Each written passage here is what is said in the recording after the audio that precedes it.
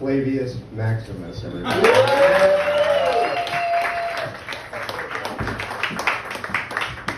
What up, what up? I ain't scared of you motherfuckers.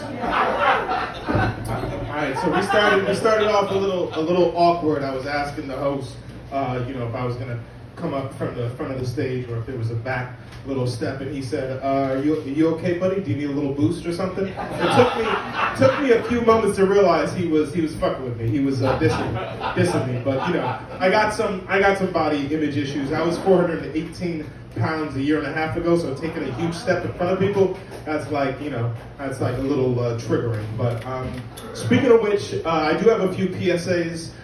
White people, if you hear a group of black people talking about not eating too much salt, you don't have to hop in and try to be helpful and tell them how good salt is for you. We do have a blood pressure issue in the black community, so you don't have to do that.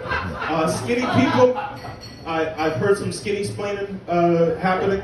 If you hear a group of larger than charge, or husky as they used to call us, or fat as we're now reclaiming the word, if you hear us talking about not eating a lot of carbs, you don't have to tell us how good carbs are for you. I'm a living example that carbs, not all of us need it. So those are just a couple of PSAs.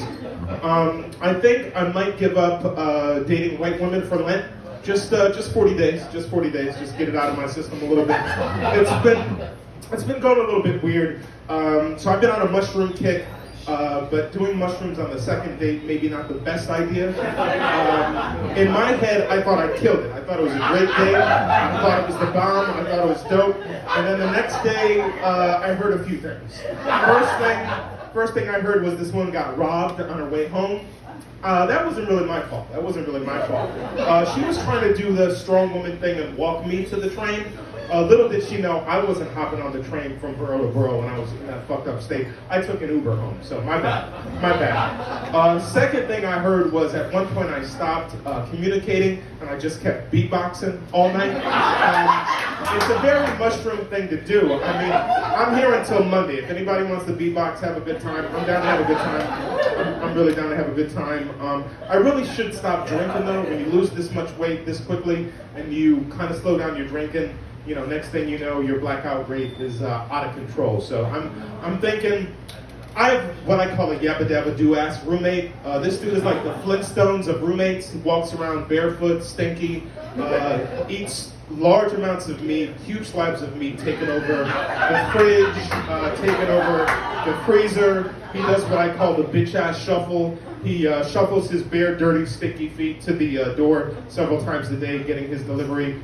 Never eats a grain, never eats a salad. So my fucking bathroom's like a murder scene, if you know what I mean. And I'm the only black roommate there. And Kanye said slavery was a choice. I don't want to stick around because I don't want to prove Kanye right.